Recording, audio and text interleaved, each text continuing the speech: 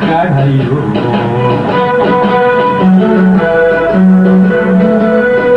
كنتم بانه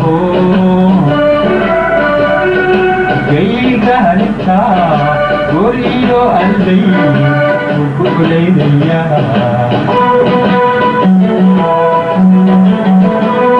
قريد كارهيو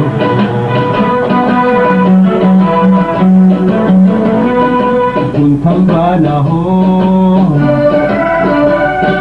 جيك هنتا قريدو قلبي وكلينيا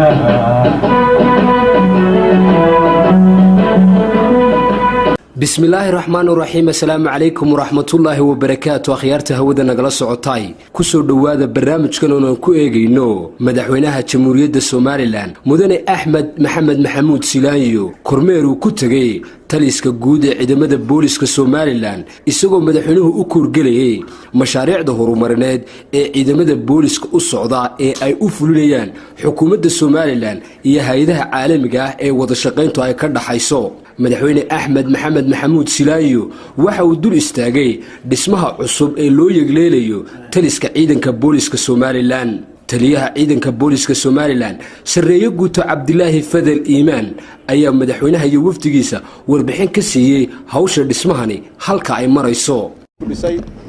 waxa 1936 gurihii laga dumiyay waxaan kaaga mahad celinayaa inaad noqoto madaxweynaha ugu horeeyay ee wax ka qabta ee dhisa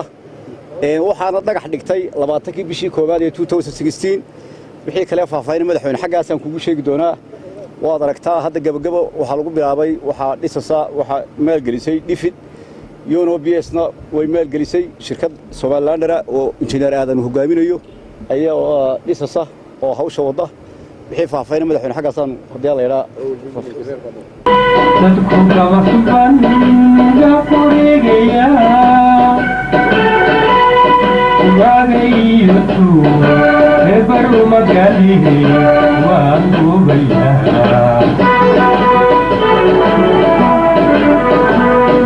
xilkayaan kuto hankada cadow dabku yabaan kiraysto gashaday xilkayaan kuto hankada cadow dabku yabaan kiraysto gashaday garsoorkiiyo sharciga dugsidaan u galay shicibkaan gargaara garabkaagalo guul baan tabaa garsoorkiiyo sharciga dugsidaan u galay shicibkaan gargaara garabkaagalo guul baan tabaa.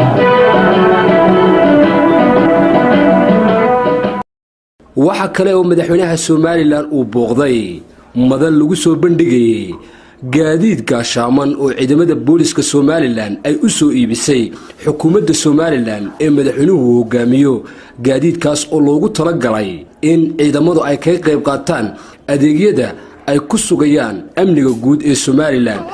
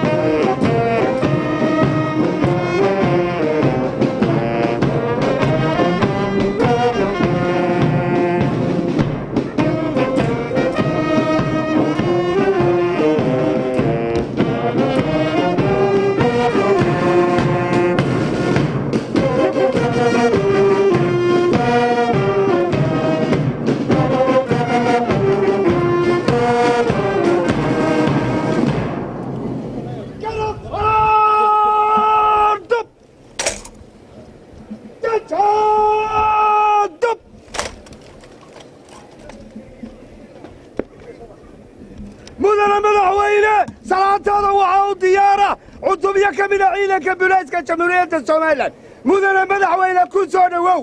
iyo ogolow inaadna siiyo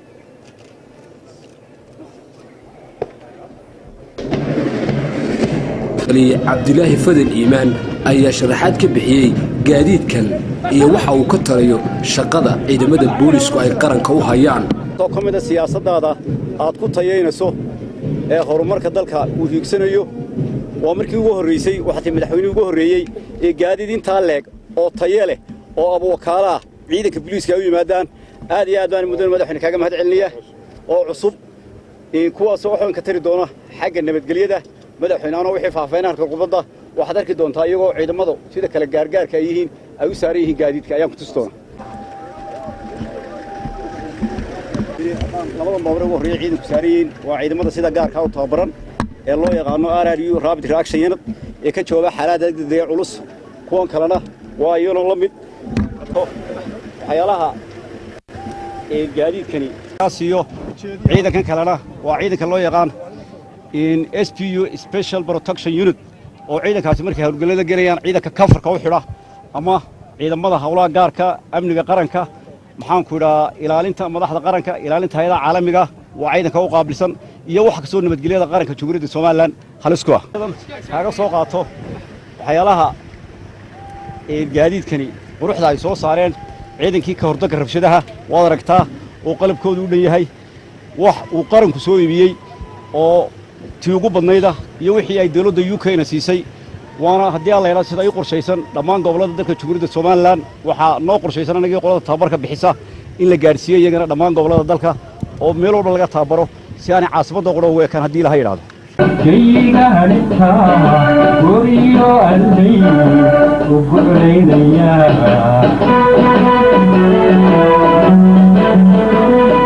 dadku gabasan banga fureegaya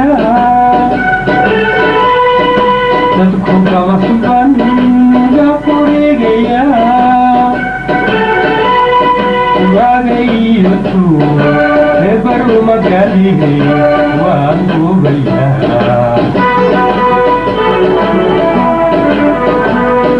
xilkayaan kuto hankada cadow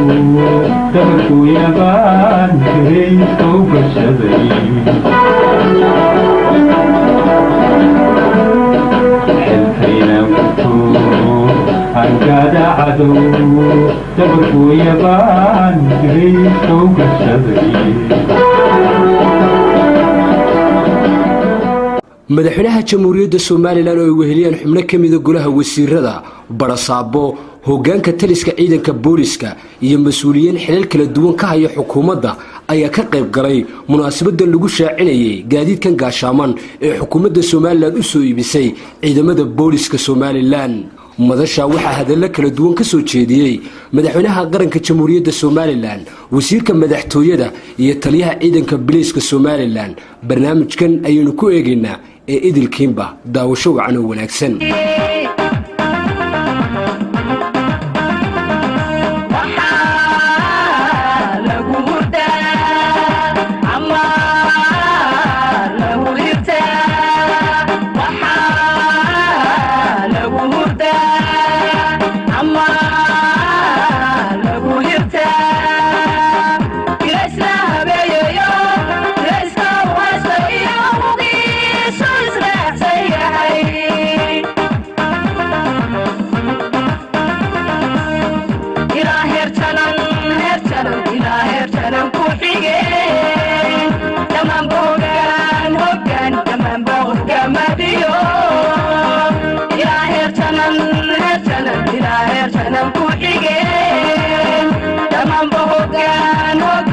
Come on,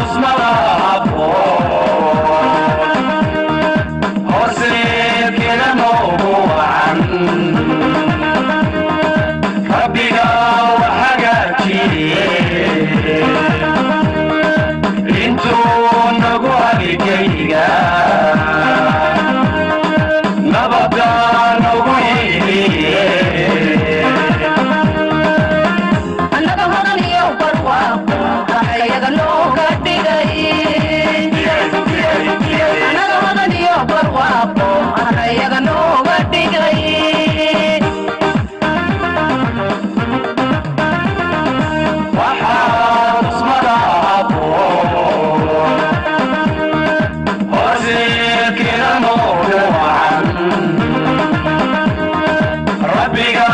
وحاجاتي انتو نغوها لكيا نبدا نغويلي أنا غلطني يبرواق هنغير نوغا ديغي أنا غلطني يبرواق هنغير نوغا ديغي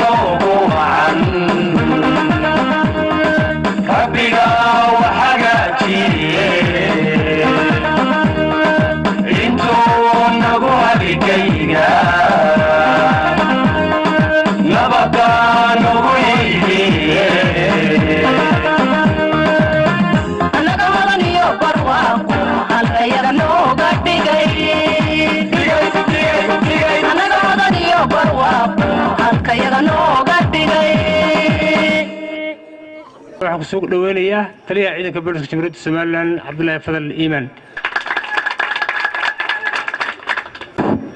madaxweynaha Jamhuuriyadda Soomaaliland xubnaha golaha wasiirada xildhibaanada marti sharafta taliyaha koowaad ciidanka booliska taliyaha labaad hogaamada qaybaha marti sharafta kale iyo dhammaan ciidamada booliska ee halkan jooga بعد الصحافة وعد السلام يا سلامة إسلامك السلام عليكم ورحمة الله وبركاته. بعد السلام مدن مدحوينه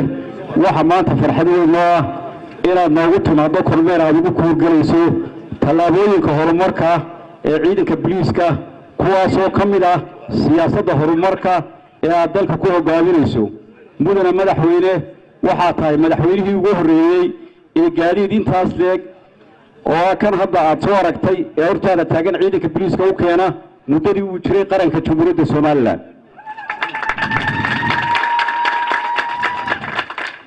gaadiidkan oo mudan madaxweyne wax weyn ka tari doona howlaha nabadgelyada ee ciidanka booliisku qaranka u hayaan iyadoo ay ciidanka booliisku hore u adeegsan jireen gaadiid u badan duug oo xaajeedo badana waxaa tallaabadani ka mid tahay tayeynta iyo qalabaynta aad ciidanka booliiska ku horumarinayso waanad ku mahadsan tahay mudane madaxweyne mudane madaxweyne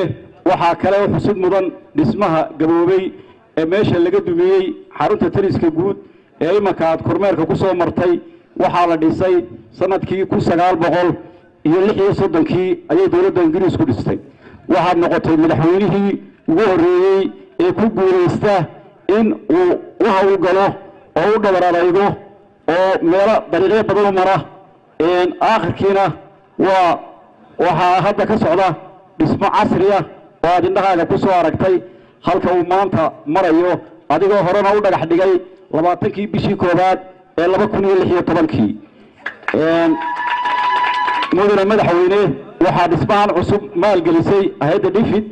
ee dowladda UK waxaana fulinaysa UNOPS waxaana dhisaysa shirkad Somalilander ah oo la yiraahdo Talasiir mudane madaxweyne sida halka indhaha ku arkaysay ciidamadan gaadiidkan cusub ku qalabaysnaa ciidanka booliisku saraakiil iyo ciidamada kale waxay si joogto u qaataan tababaro iyadoo hadda aad arkaysay xubno cusub oo dhibooda oo halkan lagu gaarsiinayay waxaana soo qaateen tababaro kala duwan oo shaqada ciidanka booliiska la xidhiidha taasi waxay keentay in macallimiinta ciidanka booliisku maanta tababaro siiyaan ciidamada kala duwan ee amniga waxaana dhawaan loo qorshaysan in kuuriyad cusub oo saraakiisha ciidanka booliisku yeelan doonaan laga dhisi doono magaalada Hargeysa taasoo ay maalgelinayso dowladda UK haddii la yiraahdo mudane madaxweyne waxaan halkan uga mahad celinayaa wasiirka wasaaradda madaxtooyada wasiirka wasaaradda maaliyadda iyo wasiirka arrimaha gudaha waxaan ballan qaadaynaa in mudane madaxweyne aanu hawsha qaranka aanu hayno aanu sii dardargelino maadaama aad hore noo garab taagnayd imikana garabgalkii ugu weynaa ugu cusbaaytay Somaliland jirtay oo ah gaadiidka quruxda badan oo ah wax weyn nabadgelyada ka qaban doona aad nagu qalabaysay oo nagu tayeysay iyadoo horena u jireen qalabo ay ka mid yihiin kuwa rabshadaha oo aad iibisay marka laga reebo kuwa ay dowladda UK ina siisay waxaan ballan qaadanaa inaanu reegan u noqono hawsha qaranka iyo bulshada reer Somaliland oo nidaamnahay waxaan halkan ammaan iyo bogaadin uga soo jeedinayaa shacabweynaha reer Somaliland ee nala shaqeeya sida wanaagsan oo gacan siiya mar kasta oo ay hawleeynaadaan aad iyo aad baan amaanayaa assalaamu calaykum waraxmatullaahi wabarakaatuh waxaan ku soo dhaweynayaa wasiirka madaxtooyada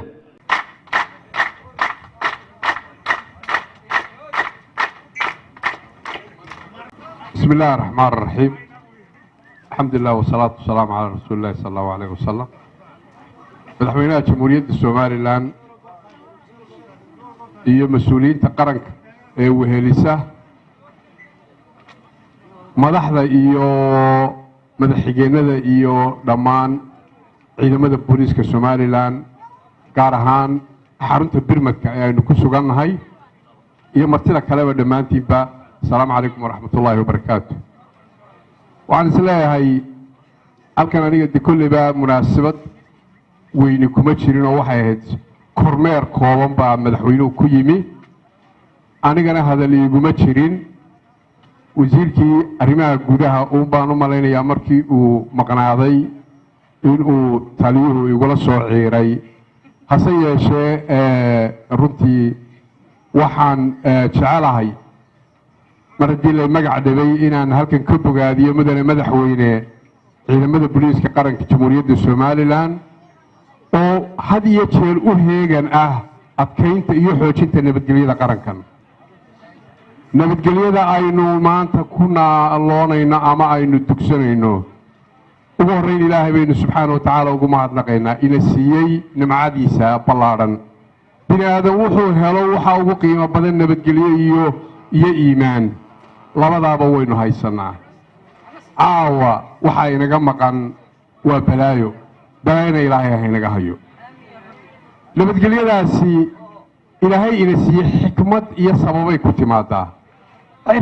cirka kama soo dhacdo waxay ku timaadaa in dad u dib jiro dad u qoolofoobo u gaajoodo u darxumoodo waxaa galladda labaad ilaahay ka sokowna leh dadka ammaankaa ka shaqeeya habeen iyo maalin oo ah ciidamadeenna amniga suga hadday tahay ciidamada qaranka iyo hadday tahay ciidamada booliiska dhammaan ciidamada jamhuuriyadda somalilan waa bogaadinaynaa waxaanu ku bogaadinaynaa sida ay waajibaadka iyo mas-uuliyadda saaran ay u gutaan waxaanu ku bogaadinaynaa daacadnimadooda iyo dadaalkooda waxaanu ku dardaaraynaa inay halkaa dadaalka ka sii wadaan oo ay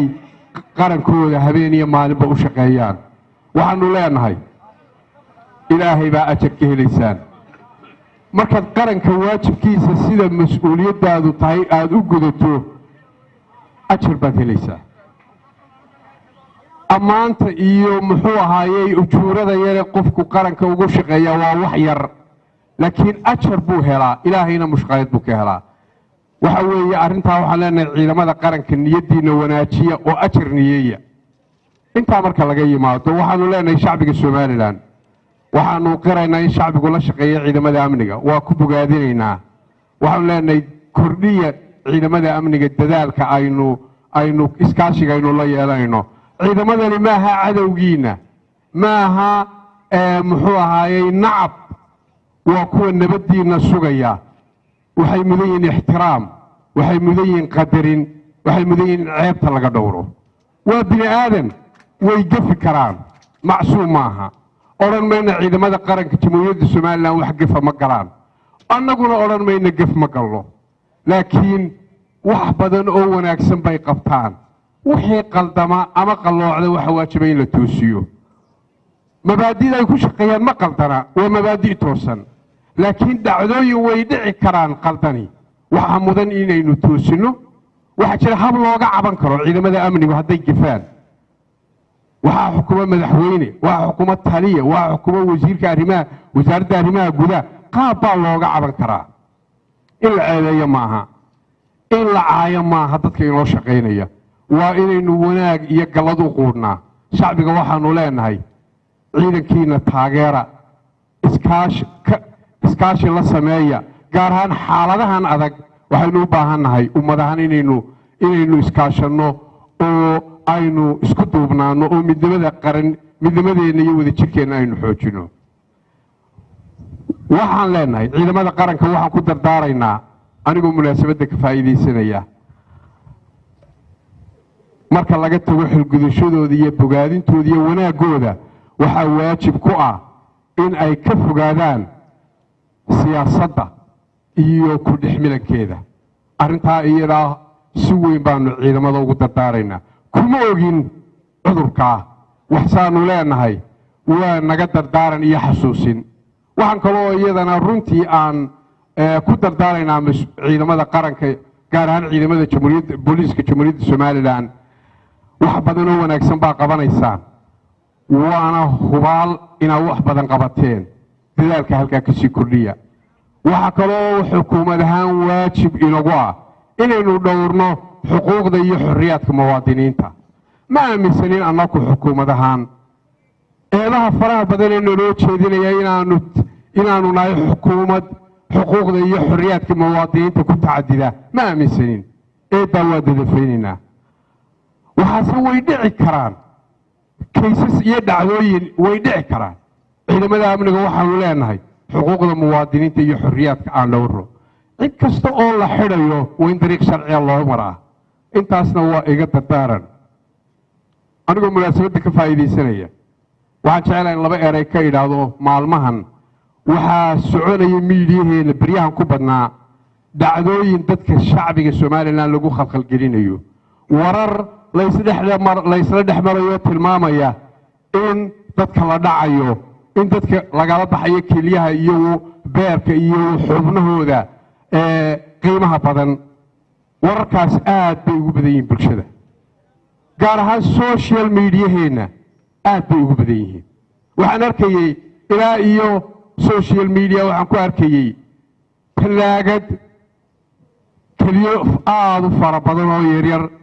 ee ay ku jiraan oo meel laga soo sawiray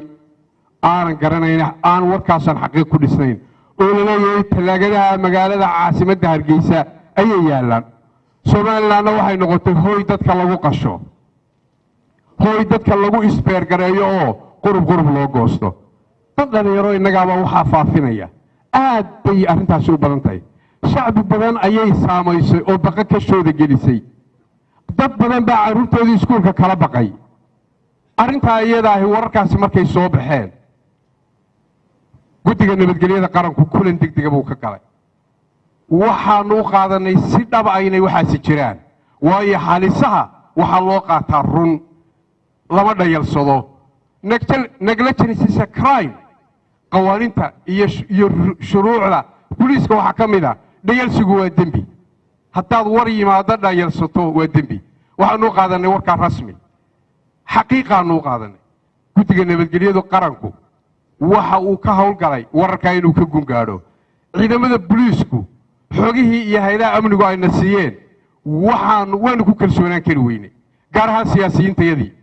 waxaani wax ka weyn ummadda kiciye xaqiiqana taabsiiya howlgallo ballaadhan baanu samaynay waxaa la diray dembi baarayaal khibrad leh saraakiil waaweyn dad siyaasiyiina dad dharcada gobolka togdheer oo arrintaasi maalmaha beryahan u dambeysay saamayn badan ku yeelatay iyo caasimaddaba waxaanu shacbiga Soomaaliland u xaqiijinaynaa wararkaa la isla dhex marayaa ee social mediaha lagu qorayaa ee baqaha lagu geliyey ee la leeyahay dad baa maqan 130 qof baa la leeyahay ee la leeyahay dad baa organa lagala baxay waxaanu shacbiga Soomaaliland u cadaynaynaa xukuumad ahaan inaanay waxba ka jirin hal qof oo qarankan ka maqan ma jiro oo aan meel lagu ogeyn waxaanu cadaynaynaa inaanay jirin hal qof oo organ lagala baxay oo la hayo isagoo wax ka maqan yihiin arrintaa iyada ah waanu ku celcelinaynaa ma aha difaac hadday khatar nabadgelyo timaado waxaanu xukuumaddii shacbigan kama qarinayno waa inaanu shacbiga u dignaa waa inaanu u dan sheegnaa waa inaanu waaninaa habkay uga baxsanayaan waa inaanu u sheegnaa waxaanu se leenahay war arrintaa waxba kama jiraan hal qof oo shacbigaa ka maqani ma jiro oo dayacani hadduu jiro ha noo sheega qoyskuu ka maqan yahay qofkaasi ha sheego waanu caraynaynaa ha sheego waxaa jiray ilaa iyo 20 dhacdo oo ciidamada amniga loo keenay oo arrimaha ku saabsan 20 ka dhacdo case baanu haynaa magacyadoodaanu haynaa mid walba wuxuu ku waryeeshay baanu haynaa waa ku bogaadanayaa taliyaha ciidamada booliiska iyo taliyaha CID-da iyo ciidamada iyo hay'adaha amniga siday hawsha u galeen 5 dhacdo oo kaliya ayaa wax ka soo qaad yeeshay guddiga nabadgelyadu gacanta ay arrintaa la gashay maalin dhaweey taliyuu markuu dadafeeyeyna waxaan arkayay dhawaaq weyn oo soo baxay oo laga dhigayo xaqiiqadaha la saarayo hadday qarankan khatari ku timaado ciidina qarin kari mayso khatar aan qarankan haysanna cid kuma abuuri karto kasha shacbigana ciidima bajin karto waa shacbi yaqaana khataraha yimaada waxa inoo soo weeraray cadow iyo argagixiso amnigeena duulaan ku ah iskaashiga aynu iska kaashanay ayaynu kaga samata baxnay waxay gaadhay guri qofka kiraysanaya ee la garan waayo in shacbigu soo sheego tanina waa tiyo kale 5 dhacdo mid walba magaceedii baa la hayaa 3 dhacdo ka midii waxay ka dhacday magaalo madaxda gobolka Togdheer ee Burco 3 dhacdo 2 gabdhood oo yaryar waxaa laga soo kaxeeyay magaalada Burco waxaana laga helay gabadh ka mid ah gacan libaax gabadhna waxaa laga helay muxuu ahaayay xaafadda masallaha 2 gabdhood maalintii la waayay la qaatay cid kasta ha qaadatay waanu ku daba jiraa waxaanu ka helay waxa laga helay oo qaraabadoodii ka heleen magaalada Hargeysa siday ku timi waa waxa ciidamada amnigu baadhayaan maxay gabdhahaasi qabaan shacbiga waxaanu u xaqiijinaynaa inaan cirdigooda lagu tacadiyin oo aan la kursan waxaanu u xaqiijinaynaa inaan halbowle iyo oorganno ka maqnayn hablahaasi waa bid qabaan maskax ahaan iyo jidh ahaan labadaba way bid qabaan waxaanu baaraynaa hablaha dhallinyarada oo weliba aanu aaminsanay qoysas wanaagsan inay ka soo jeedeen oo hablo wanaagsan oo diin leh ay ahaayeen sababtay halkaa u yimaadeen baadhidii gacantaanu ku haynaa waxa kale oo jira gabadh iyaduna nin dhallinyaro ah oo gaadhi tagsi ah oo dukaanka nooca la yidhahda raacday oo magaalada burco ka raacday oo ninkaa dhallinyarada ahi gabadhaa wuu la sheekaystay dabadeedna mar hadday arrimaha baadhista yimaadaan waxba lama qariyo gabadhii wuu hungureeyey shuqul aan sax ahayn oo bannaanayn buu ku dayey iyana way diiday dabadeedna way qaylisay dabeedna wuxuu dabca inuu gaadhiga ka tuuro waxba magacyadooda sheegi mayno arrintaana ninkii dhallinyarada ahaa iyo gaadhigiina waa la hayaa meeluu ula baxsanayeyna ma jiro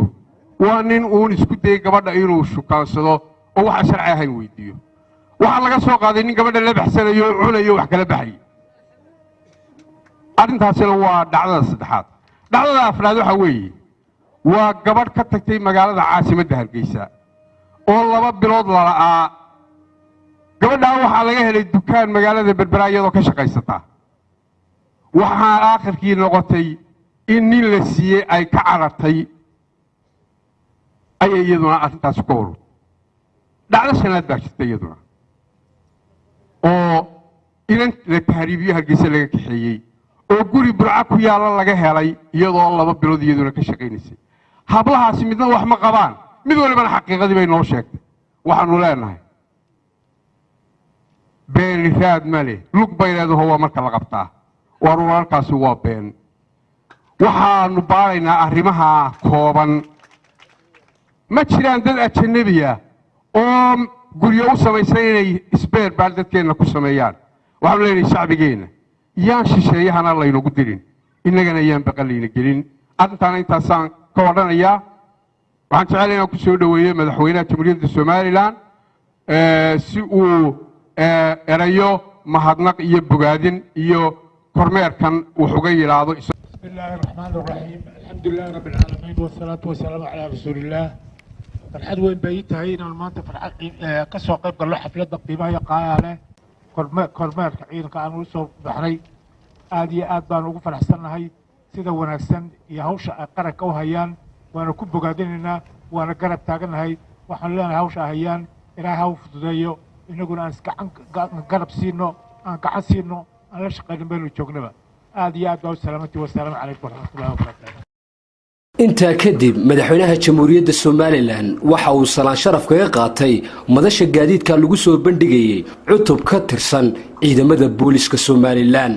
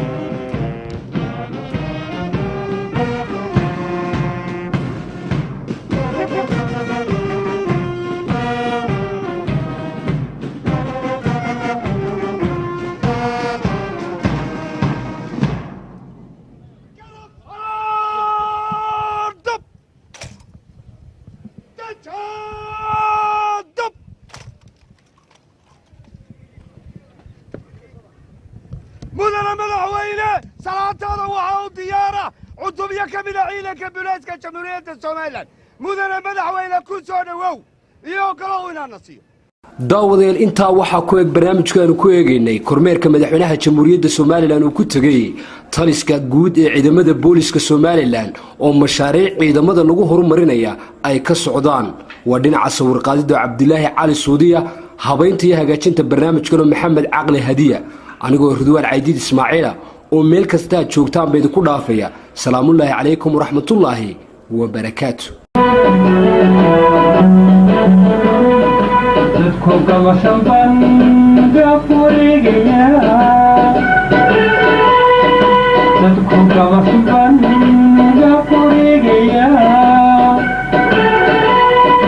wagayatu nebaru magalihe waan gubaya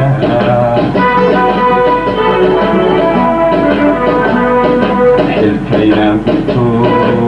hankada cadow dabarku yabaan jiray soo gashaday xilkayaan kuto hankada cadow dabarku yabaan jiray soo gashaday kalsoonkiyo sharciga dugsidaan u galay shicibkaan gargaara garabkaagalo guul baan tabaa kalsoonkiyo sharciga dugsidaan u galay shicibkaan gargaara garabkaagalo guul baan tabaa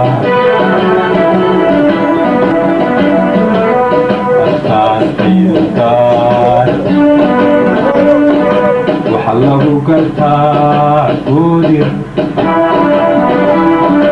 waa guudir nabadda jecel